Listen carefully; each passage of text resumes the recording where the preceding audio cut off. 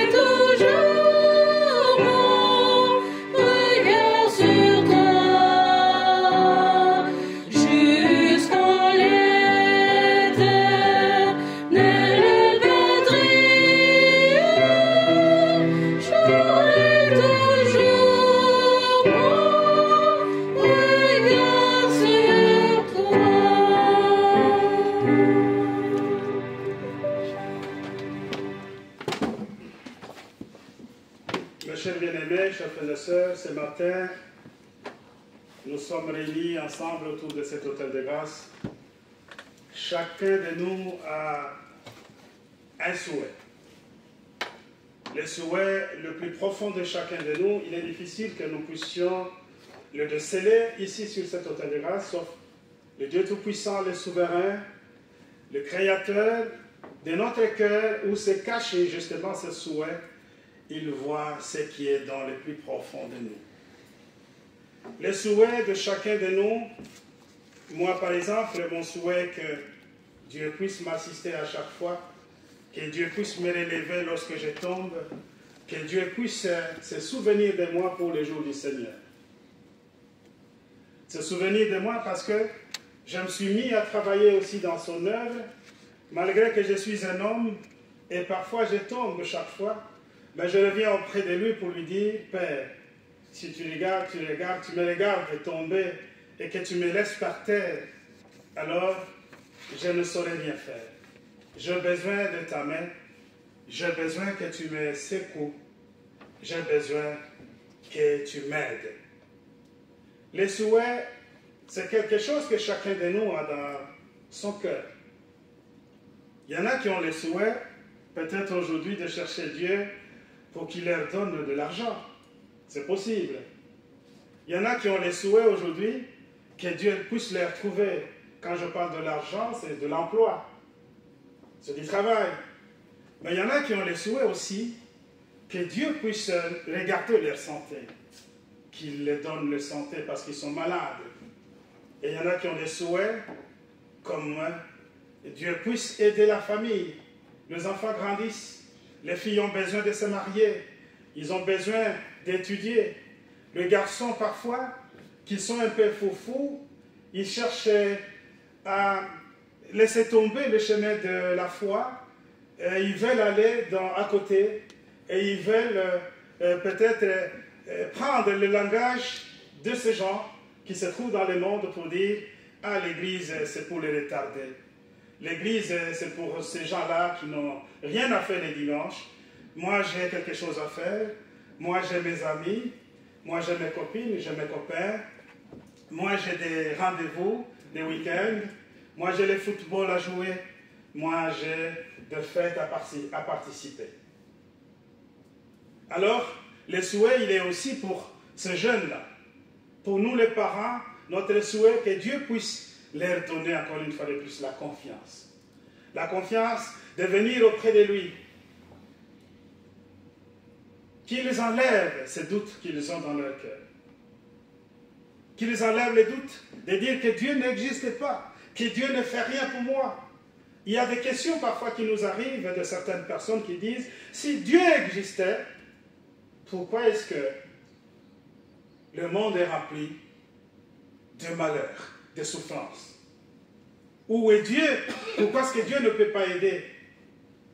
Chers bien-aimés, chers frères et sœurs, si aujourd'hui les gens se posent des questions comme celle-là, c'est parce que l'évangile est en quelque sorte caché sous nos tables. C'est comme avait dit une parabole, que lorsque vous allumez une lampe qui doit éclairer toute la maison et que vous la mettez sous la table, cette lampe n'éclaire pas la maison. La maison, elle est sombre, elle est noire. C'est l'évangile. Vous qui apprenez quelque chose de l'évangile, et vous, lorsque vous arrivez dans votre milieu, que cet évangile, vous l'avez mis dans vous, vous ne voulez pas partager avec les autres. Comment voulez-vous que les autres comprennent qu'il existe Dieu? Que tout ce que nous sommes en train de subir, Dieu n'a rien à voir avec ça. Au contraire, Dieu vient nous consoler. Et Dieu nous a promis un royaume d'où il n'y aura pas de souffrance, il n'y aura pas de pleurs, il n'y aura pas de grincement des dents. Et dans ce royaume, il n'y aura que la paix et la tranquillité, et nous serons éternellement avec lui. Dieu ne peut pas mettre deux mondes qui s'opposent. Si le royaume de cette terre, disons la terre ici, elle est tranquille, elle a la paix, elle a tout ce que nous avons, même si nous avons l'argent, et que nous attendons notre royaume qui aura aussi la paix, la tranquillité, l'éternité, vous ne voyez pas que ce sont deux royaumes qui se mettent à discuter. Dieu a créé un seul royaume, celui de la paix, celui de la tranquillité, celui de l'amour paternel, celui de l'éternité qu'il garde pour chacun d'entre nous. Pourquoi est-ce que cette terre n'est pas un royaume éternel? Vous le savez, les premiers hommes, ils ont péché, ils l'ont détruit, ils ont transgressé la loi que Dieu leur avait donnée. C'est comme ça que la terre a été maudite, et vous le savez bien. La malédiction ne vient pas de Dieu. La malédiction vient de nous-mêmes. C'est nous qui avons créé cette iniquité entre nous et Dieu. Et aujourd'hui, nous donnons la faute à Dieu. Ou eux donnent la faute à Dieu. Il y a une fille, qui n'est pas de notre église d'ailleurs, j'aime bien regarder aussi les autres, qui a dit une chose. C'est une chantre. Elle a dit ceci. On lui a posé la question, pourquoi est-ce que il y a beaucoup de malheurs dans le monde? Il dit, nous avons l'eau. C'est vraiment un exemple simple mais bien qu'elle a donné. Tu vois l'eau? Nous avons l'eau. Et l'eau sert à nous purifier, à nous laver, à nous rendre propres.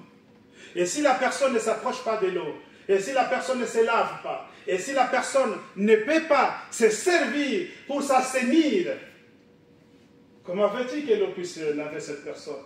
Comment veux-tu que la personne soit assainie? C'est ça, tout simplement. Les gens doivent s'approcher de Dieu. Les gens doivent croire en Dieu et doivent le servir. Parce que Dieu, lui, il est toujours disponible pour nous. C'est nous qui nous mettons en indisponibilité. Et c'est nous qui ne voulons pas venir auprès de Dieu. Chers frères et sœurs, la promesse riche et bénie qu'a chanté nos choristes, que en passant je les remercie, cette promesse elle est valable jusqu'à aujourd'hui. Cette promesse nous donne la possibilité justement de croire à ce royaume de Dieu qui se profile à l'horizon de notre foi. Vous savez, dans les séminaires que nous avons eus à Metz avec l'apôtre Jeannot, il nous dit, lorsque un bateau navigue au fond de la mer, tout au fond de la mer, on voit l'horizon. Et c'est comme si là où se trouve l'horizon justement, il n'y a rien d'autre que la terre qui est tombée. Mais avant de franchir justement l'horizon, nous avons beaucoup d'obstacles sur la mer. Mais ces obstacles font en sorte que le capitaine qui tient le bateau puisse commencer à rassurer tout l'équipage qui se trouve dans le bateau. Même si le bateau est en train de tanguer, même si le bateau est bousculé par les vagues, même si le bateau est devant beaucoup d'obstacles comme les baleines de mastodontes de la mer, il y a un capitaine qui rassure. Il y a un capitaine qui dit, nous allons arriver à cet horizon parce que je suis là et je vais tenir ce bateau jusqu'à ce qu'il arrive là-bas. Nous voyageons, nous sommes sur la mer, nous sommes dans un bateau et nous voyons l'horizon, c'est l'arrivée du Seigneur.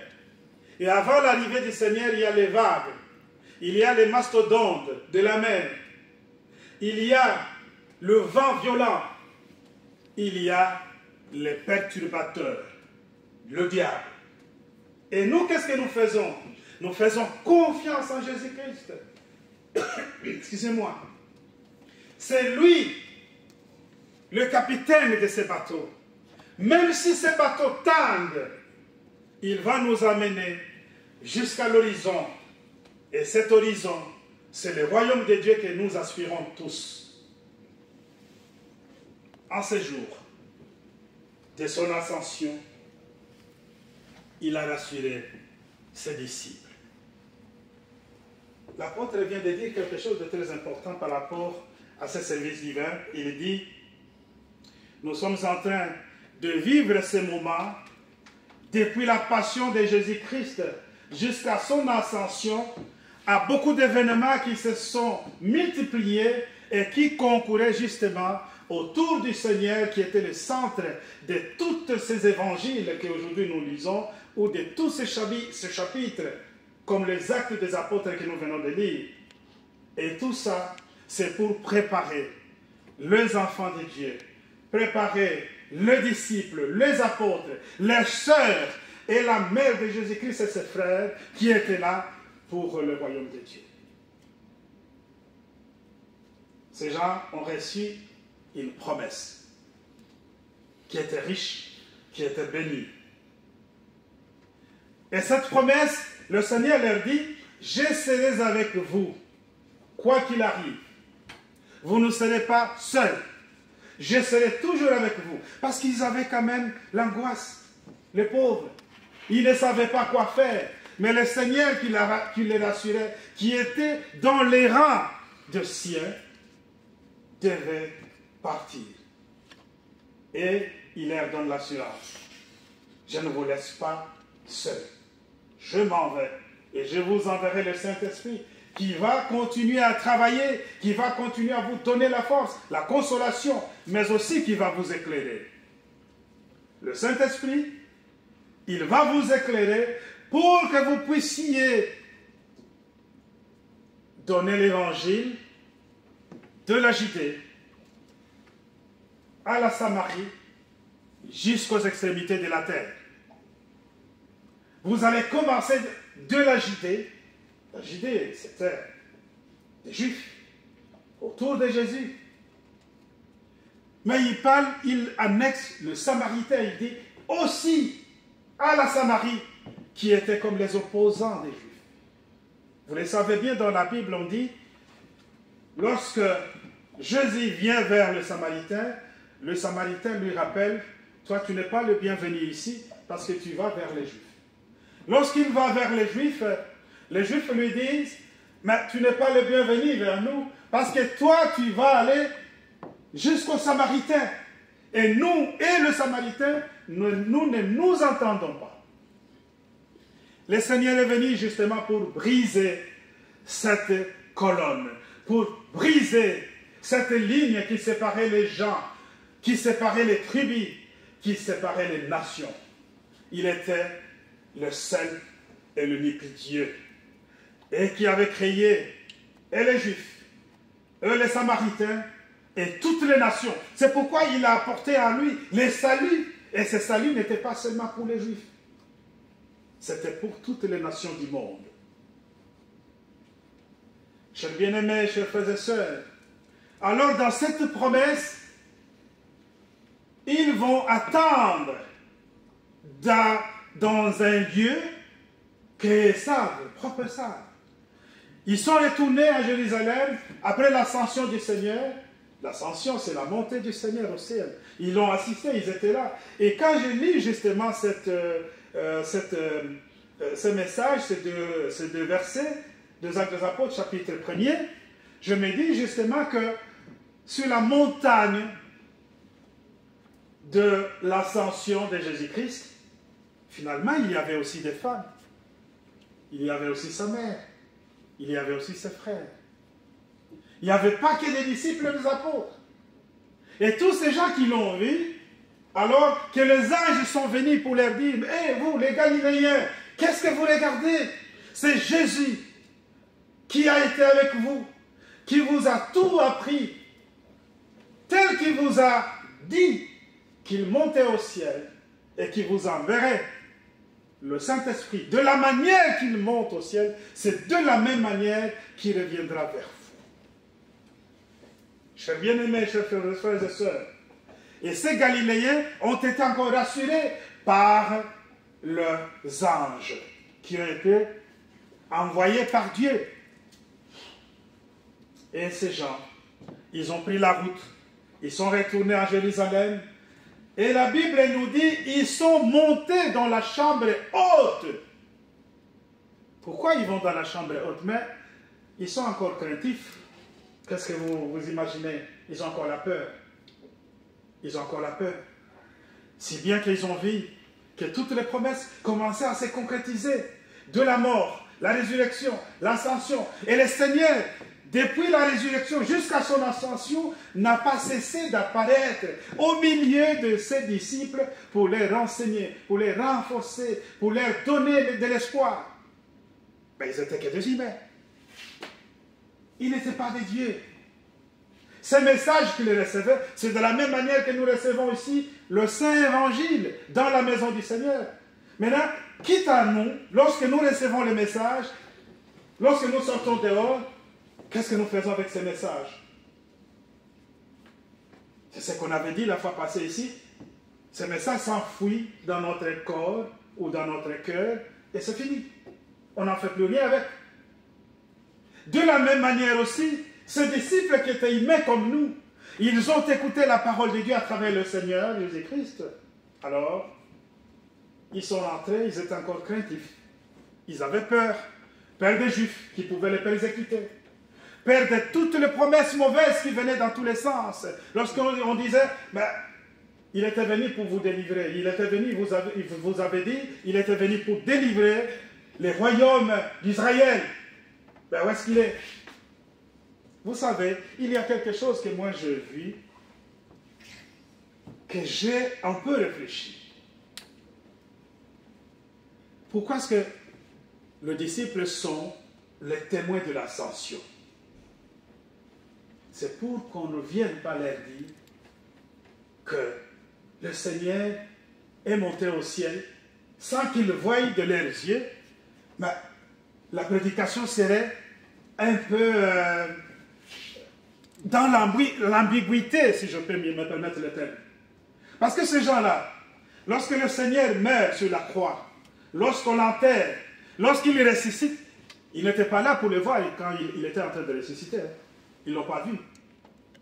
Ils étaient dans les doutes de la résurrection du Seigneur. Vous savez lorsque la femme, quand on dit Marie de Magdala et l'autre Marie, quand ils sont retournés pour informer aux disciples que le Seigneur était ressuscité, qu'est-ce qu'ils avaient dit? Si on ne voit pas de nos yeux, on ne va pas croire. Et surtout Thomas. Et vous savez pourquoi est-ce que Pierre et Jean se sont mis en route en courant vers le tombeau du Seigneur? C'est pour voir de leurs yeux. Lorsqu'ils sont arrivés, ils n'ont rien vu. Ils n'ont rien vu. Mais le Seigneur est apparu aux disciples d'Emmaüs. Il a parlé avec eux. Et quand ces disciples ont compris que c'était le Seigneur, ils ont couru vers les autres disciples Ils ont annoncé aux autres disciples et apôtres, écoutez, on a vu le Seigneur, il était avec nous. Ils disent, mais ça devient de plus en plus sérieux. Les femmes l'ont vu. Ils nous ont amené les messages. Ces deux hommes, qui sont aussi des disciples, l'ont vu. Ils nous ont amené les messages. Eh bien, on reste ici, nous aussi, on veut voir. Ils l'ont vu. Il est venu. Mais la première parole du Seigneur était que la paix soit avec vous. Parce qu'ils étaient troublés de leur cœur. Il leur a donné la paix. Donc, ils n'ont pas assisté à la résurrection, mais ils ont vu la personne déjà ressuscitée. Le Seigneur était déjà ressuscité et il a apparu. Il les a rassurés. Et le Seigneur ne veut pas faire son ascension sans que ces gens voient. Sinon, ils vont rester un peu perplexes dans leur évangélisation. C'est comme ça qu'il les amène vers la montagne pour leur montrer, écoutez, maintenant je vous laisse. Et lorsque Jésus était en train de parler, il commença à s'élever vers le ciel. Et il est parti. Ces gens sont plus témoins de Jésus-Christ, pour moi, non par la résurrection du Seigneur, mais ils sont plus témoins du Seigneur par l'ascension. Ils l'ont vu monter au ciel. C'est comme ça que lorsqu'ils retournent, ils disent, nous sommes témoins de la résurrection et nous sommes aussi témoins de l'ascension du Seigneur. Mais ils sont plus témoins de l'ascension. Ils l'ont vu monter. La résurrection, oui, ils l'ont vu déjà ressuscité, ils l'ont vu déjà dans le corps glorieux. Ils n'étaient pas là. Mais l'ascension, ils l'ont assisté. Ils ont vu tel que le Seigneur montait au ciel. Et ils étaient encouragés. Ils ont compris que le Seigneur n'était autre que Dieu. Que c'est Dieu qui était venu pour sauver le peuple d'Israël, mais aussi les autres peuples. Parce que la promesse a été donnée non seulement à eux, mais à tous ceux qui viendraient au Seigneur par leur prédication, par leur évangélisation. Je vous donne cette promesse. Elle est riche, elle est bénie. Mais vous attendez les dons du Saint-Esprit. Ils ont monté dans la chambre haute. Ils ont attendu le Saint-Esprit qui était venu. Le Saint-Esprit qui était une force. Mais lorsqu'ils ont attendu le Saint-Esprit, la Bible nous dit, il y avait des femmes. Il y avait Marie, la mère de Jésus. Il y avait les frères de Jésus. Ça signifie que le jour de l'effusion du Saint-Esprit, Marie était aussi participante de ceux qui avaient reçu le Saint-Esprit avec les autres sœurs ou les autres femmes, mais aussi les autres frères de notre Seigneur Jésus-Christ. Le Saint-Esprit qui est une force, cette force qui était venue en eux, qui leur a donné la motivation de confesser le Seigneur. Confesser, c'est aller parler du Seigneur. Ils n'avaient pas leur bouche faible. Ils sont allés pour pouvoir parler à tout le monde que le Seigneur est ressuscité et il est monté au ciel. Il a besoin de chacun d'entre nous que vous veniez vers lui pour votre salut. Ils ont confessé le Seigneur. Et l'évangile a été propagé. L'évangile a été donné à toutes les nations, commençant de la Judée à la Samarie jusqu'aux extrémités de la terre. Et cet évangile, c'est une lumière, comme nous l'avons commencé ici à dire, la lumière qui éclaire le chemin de chacun d'entre nous. C'est le chemin qui nous mène vers le salut. Et cet évangile nous donne la force. Et cet évangile nous motive. Cet évangile nous dit, nous n'avons peur de rien, ni de personne. Parce que nous avons le Seigneur Jésus-Christ. Et nous voulons le servir.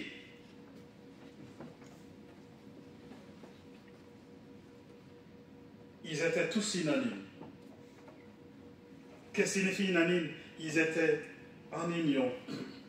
Ils étaient tous ensemble. Ils ont fait la volonté du Seigneur.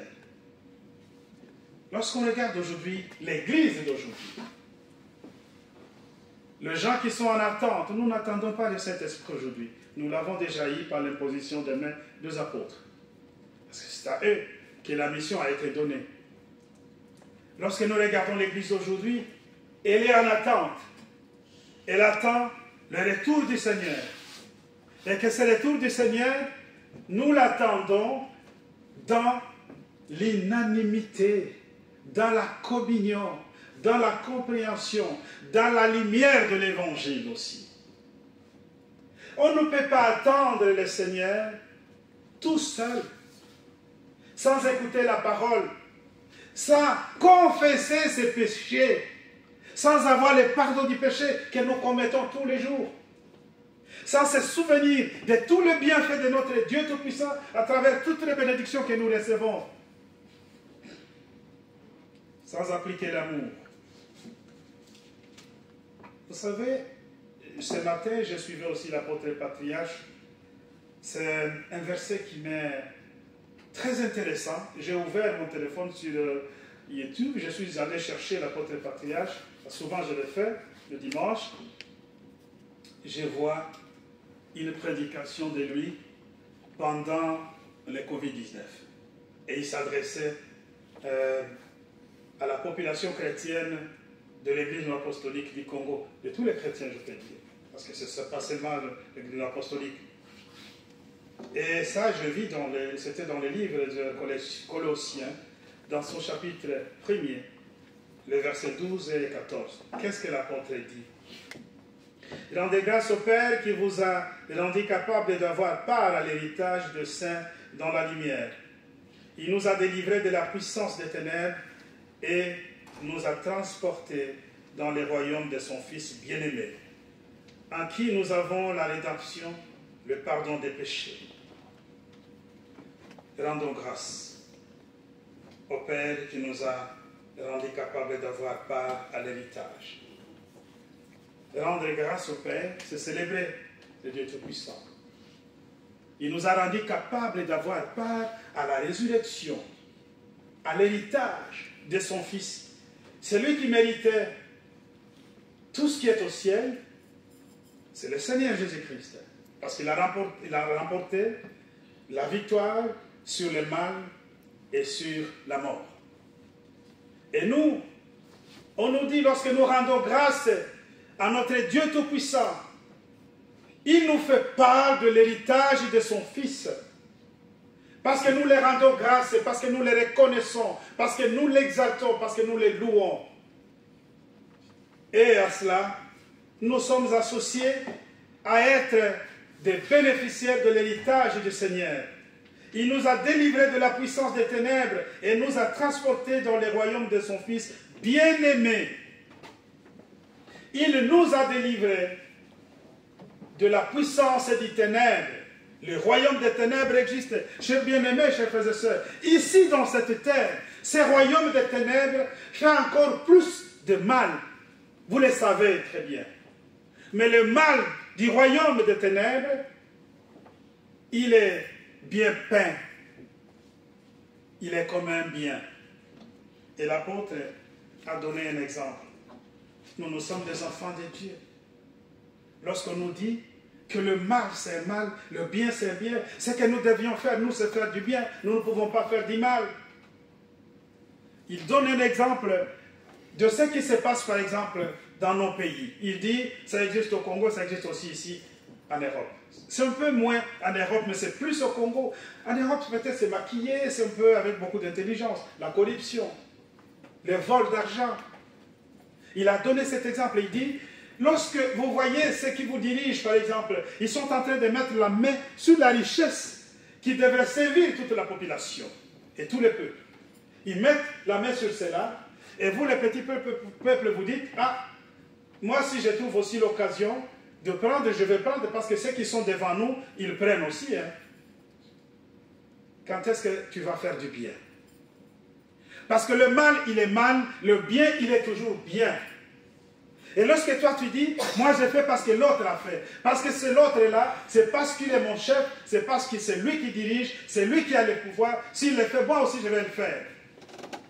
Mais si vous ne savez pas distinguer que moi je suis un enfant de Dieu, ça c'est un mal que je ne peux pas commettre, même si une occasion formidable se présentait. et que je sais que ça c'est pour la République, ça c'est pour mon pays, je ne peux pas toucher, je ne les touche pas. Même si je veux être le seul à ne pas voler et que les autres peuvent le faire, je ne vole pas parce que je suis en train de faire du bien. Et le bien, c'est ce que Dieu veut que nous puissions faire. Parce qu'en volant, nous ne rendons pas grâce à Dieu. Nous rendons grâce au diable. Parce que nous sommes en train de transgresser la loi. L'apôtre a cité tout cela. Je veux bien aimer. Les vols, c'est mal. Mais aujourd'hui, c'est devenu comme c'est normal. Tout est normalisé. C'est la caisse de l'État, je peux prendre, il n'y a pas de souci.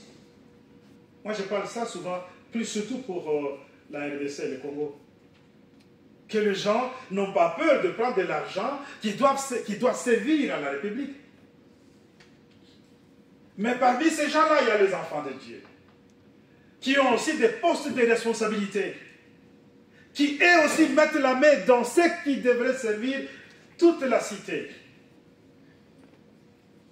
Et le dimanche, ils viennent à l'église, ils ont aussi des offrandes, peut-être des offrandes colossales, ils veulent mettre, et les serviteurs sont contents peut-être. Ah, ce frère-là, parce qu'il est député, parce qu'il est ministre, parce qu'il est professeur d'université, parce qu'il est sénateur, il nous donne beaucoup de cadeaux. C'est lui d'ailleurs le pilier de la communauté. Mais vous ne savez pas comment est-ce qu'il arrive à avoir cet argent pour qu'il devienne le pilier de la communauté. C'est un mal. C'est un mal. Le mal n'a pas d'autre couleur, n'a pas d'autre nom. C'est un mal. Et un enfant de Dieu, lui, s'abstient de faire le mal. Sinon, ces royaumes du Seigneur qui nous est disposé ici, qui est le Fils bien-aimé de Dieu, ne sera pas possible pour nous. Nous a délivrés de la puissance des ténèbres et nous a transportés dans les royaumes de son Fils bien-aimé, en qui nous avons la rédemption, le pardon des péchés. Le Seigneur est ressuscité.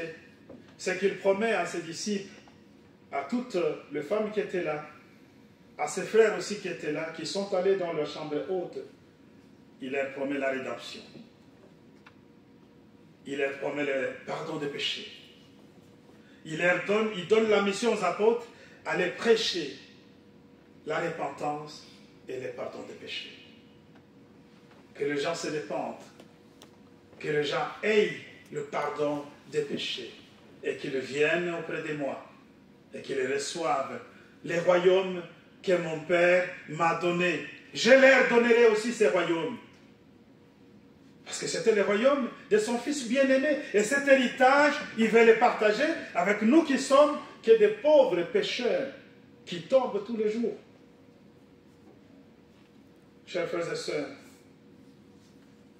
notre foi ne peut pas être changée avec n'importe quoi. Nous ne pouvons pas dire aujourd'hui que lorsque nous avons des difficultés, que nous n'avons pas d'emploi, que nous sommes malades, que Dieu ne nous assiste pas. Sans nous, Dieu il est là, il nous assiste. Il a besoin de chacun de nous, que chacun de nous vienne auprès de lui avec sa louange, sa reconnaissance, mais aussi venir avec beaucoup d'humilité. Amen. Amen. Le prêtre va continuer et la chorale peut nous donner un chant.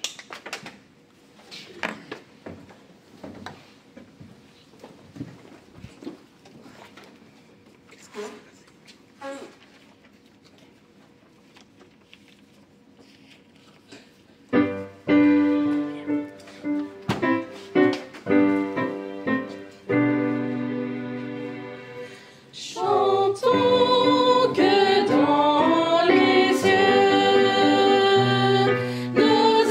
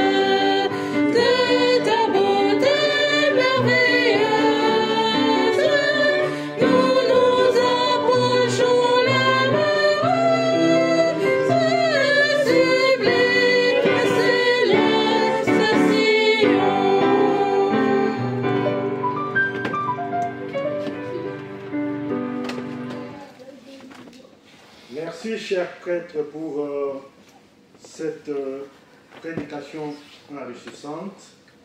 Merci surtout de nous avoir parlé de la prédication, l'intervention de notre apôtre patriarche en République démocratique du Congo. Ce qu'il a dit est aussi très valable pour nous ce matin. Merci la chorale pour ce beau cantique. Merci mes frères et sœurs de votre présence aujourd'hui dans la maison de Dieu. Et textuellement, comme les disciples du Christ et ceux qui étaient avec eux à Jérusalem, où ils sont allés attendre la venue du Saint-Esprit, comme l'avait promis le Seigneur. Nous nous souvenons ici, après le repas de Pâques, le Seigneur avait fait un adieu à ses disciples et surtout, ils avaient fait une promesse de les envoyer un Saint-Esprit parce qu'il voulait les rassurer, ils ne les laisseraient pas seuls, ils ne seront pas seuls dans leur mission d'aller faire des nations ses disciples. Il veut les envoyer le Saint-Esprit. Le dimanche passé, nous avons parlé de l'ascension où le Christ, Seigneur, est retourné dans sa gloire. Et dans la promesse, il avait demandé à ses disciples de retourner et rester en Jérusalem. De rester en Jérusalem pour attendre le Saint-Esprit. Le Saint-Esprit qui leur arrivera dans une semaine. Dans une semaine, nous fêterons la Pentecôte. Pentecôte, le jour où le Saint-Esprit est apparu aux disciples du Christ. Et depuis ce temps-là, depuis ce jour-là, nous recevons tous le Saint-Esprit, bien sûr individuellement, mais très important quand nous nous réunissons donc dans la maison de Dieu, où à travers nos prières, à travers l'Évangile, nous vivons encore plus fort et d'une manière encore plus bénéfique la présence du Saint-Esprit, la présence de Dieu, la présence de notre Seigneur. Ici, je vais, pour pouvoir vous donner un peu l'essence, donc l'importance de vivre ce Saint-Esprit ensemble, d'entrer en communion avec Dieu, ensemble dans sa maison. Comment c'est important, je vais ici vous lire donc dans le livre de Matthieu 18, 20. Donc c'est un verset que tout un chacun connaît quand même. Donc ici, il a dit, car là où 2 ou 3 sont assemblés en mon nom, je suis au milieu d'eux. Donc quand nous venons dans les services divins, nous vivons exactement cette expérience, cette présence de Jésus-Christ, parce que ça fait donc une sorte de concentration de Saint-Esprit qui est envoyé de manière individuelle à tout un chacun et chacune de nous, mais aussi d'une façon générale. On sent que généralement, le Seigneur est là parmi nous. Et le fait qu'il est parmi nous, nous avons beaucoup plus de bénédictions, nous avons la grâce, mais nous avons aussi la force de pouvoir aller partager l'expérience de la vie chrétienne, l'expérience de l'amour de Dieu envers son prochain qui n'a pas l'occasion d'être avec nous le dimanche ou le mercredi au service divin. Donc, bref, nous sommes très reconnaissants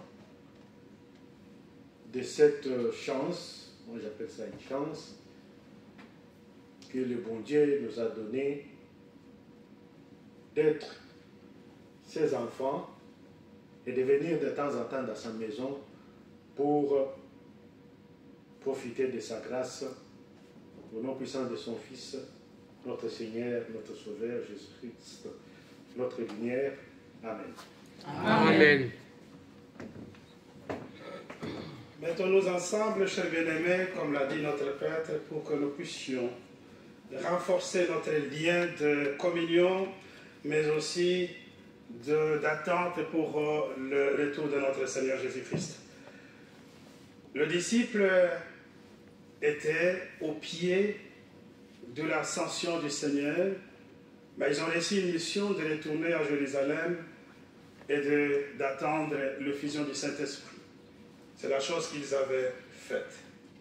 Et lorsqu'ils sont restés là, ils étaient inanimes, la Bible nous dit. Inanimes, ça signifie ensemble, dans la communion. Ils partageaient le message du Seigneur et personne n'avait quitté les lieux jusqu'à ce que le Saint-Esprit leur avait été donné.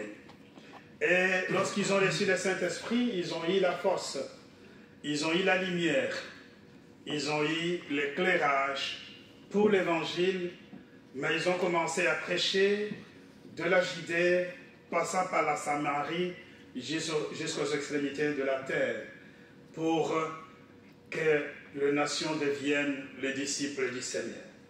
Nous sommes les enfants de Dieu aujourd'hui, nous sommes dans une attente, non du Saint-Esprit, parce que le Saint-Esprit, nous l'avons eu à travers l'imposition de main des apôtres. Mais c'est que notre attente, elle est tout à fait différente de ceux qui se sont mis dans la chambre haute. Notre attente, c'est le retour de notre Seigneur Jésus-Christ. Pour cela, il nous est demandé de pouvoir rendre grâce à notre Dieu Tout-Puissant à chaque fois, parce qu'il a promis de nous donner plutôt la part de l'héritage de son Fils bien-aimé qui est le Seigneur Jésus-Christ. Et lorsque nous sommes en train de lui rendre grâce, cela veut dire que nous allons fuir le péché, parce que le péché ne peut pas nous accompagner dans le royaume de Dieu. Ce qui peut nous accompagner, c'est le bien que nous avons pu faire sur cette terre, tant à nos bien-aimés plus proches, qui sont nos familles, nos amis, mais aussi à tous les autres que nous ne connaissons pas. Si nous pouvons amener la parole de Dieu, c'est quelque chose de très important que nous pouvons faire. Et dans cette attente, nous sommes de bienheureux et nous savons qu'en attendant, il y aura toujours le vague.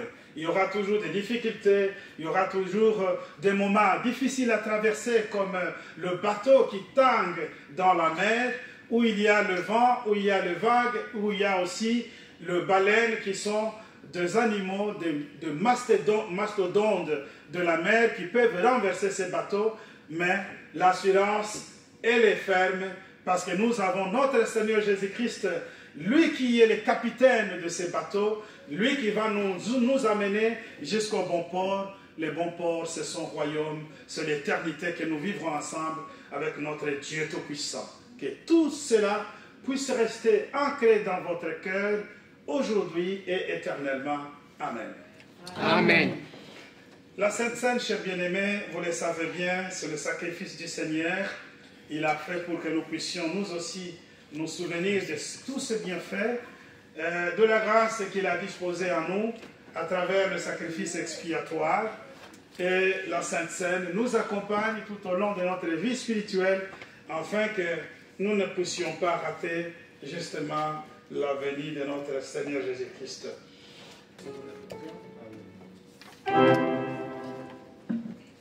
Pour la Sainte Seine, nous chantons le cantique 284.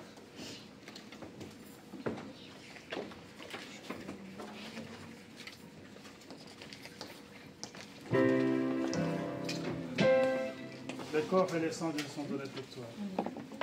Le corps et le sang de Jésus sont donnés pour toi. Amen. Le corps et le sang de Jésus sont donnés pour toi. Le corps et le sang de Jésus sont donnés pour toi.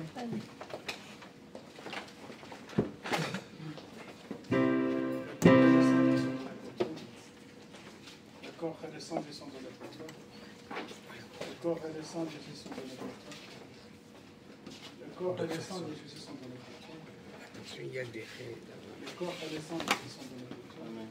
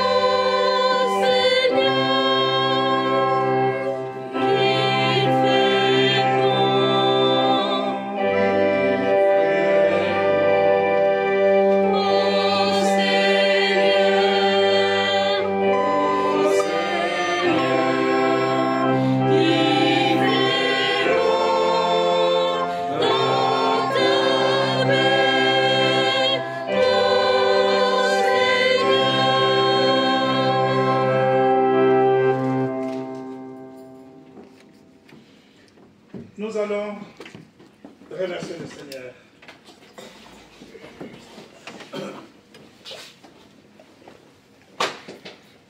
Éternel Père bien-aimé, Dieu Tout-Puissant, à la fin de cette cérémonie d'un service divin, nous te disons merci. Tu nous as donné ta parole, Père d'amour. Tu nous as rappelé que nous sommes en attente. Et notre attente doit être ensemble, unanime, afin que Jésus puisse nous rencontrer et puisse nous prendre ensemble pour le royaume de Dieu. Que chacun de nous puisse se souvenir justement de sa promesse, de son accompagnement qu'il ne nous a jamais laissé. Il nous donne toujours sa bénédiction, son amour, mais aussi son soutien à chaque fois. Et nous ne sommes pas seuls. Et il nous a promis le royaume de Dieu que nous attendons fermement. Il nous donne aussi notre Dieu Tout-Puissant, sa parole à chaque fois. Et cette parole qui est nécessaire pour notre vie de foi, mais aussi le corps et le sang de notre Seigneur Jésus-Christ pour que nous puissions alimenter cette foi qui est importante. Bénis-nous, Père d'amour, donne-nous la protection sur tes anges et sur le chemin du retour. Nous te demandons, Père d'amour, de bénir aussi tous nos frères et sœurs qui n'ont pas été ensemble avec nous ici ce matin. Nous savons que nombreux sont en train de travailler. Aussi les autres sont peut-être malades ou dans certaines difficultés qui ont fait en sorte qu'ils ne viennent pas. Pour ceux qui se sont affaiblis dans la foi, nous les recommandons entre tes mains, Père. Que tu puisses les assister et les consoler à travers ta parole, mais aussi ton Esprit Saint qui agit en absence d'homme, qui est capable de pouvoir ressusciter là où la foi a été ensevelie. Bénis chacun de nous, Père d'amour, à travers toutes les activités que nous faisons sur cette terre, dans notre travail quotidien, mais aussi nous te demandons ton assistance pour les activités spirituelles. Surtout ce que nous faisons dans ton Église, Père d'amour. Nous avons beaucoup d'activités qui sont dans le programme de l'avenir, que nous te disons, Père d'amour, faites en sorte que tu puisses nous accompagner afin que cela puisse avoir lieu avec beaucoup de certitude. Bénis aussi nos prédécesseurs dans la foi, bénis nos apôtres, bénis aussi ton Église, tes enfants. Nous avons besoin de serviteurs pour cette communauté, Père d'amour. Donne-nous cela par ta volonté. Nous cherchons parfois et nous savons que toi, tu connais chacun d'entre nous, tu connais le cœur de chacun de nous, de ceux qui sont capables de te servir et de ceux qui ont aussi la possibilité de le faire. Dieu d'amour, donne mieux et plus que nous pouvons te demander en parole en ce moment. Sans oublier, Père d'amour, ceux qui sont dans des zones de combat, de difficultés, des épreuves, de maladies, mais aussi ceux qui sont dans le lieu de deuil. Console tous. Exauce-nous au nom de notre Seigneur Jésus-Christ. Amen. Amen. Que la grâce de notre Seigneur Jésus-Christ, l'amour de Dieu le Père et la communion du Saint-Esprit soient avec vous tous. Amen.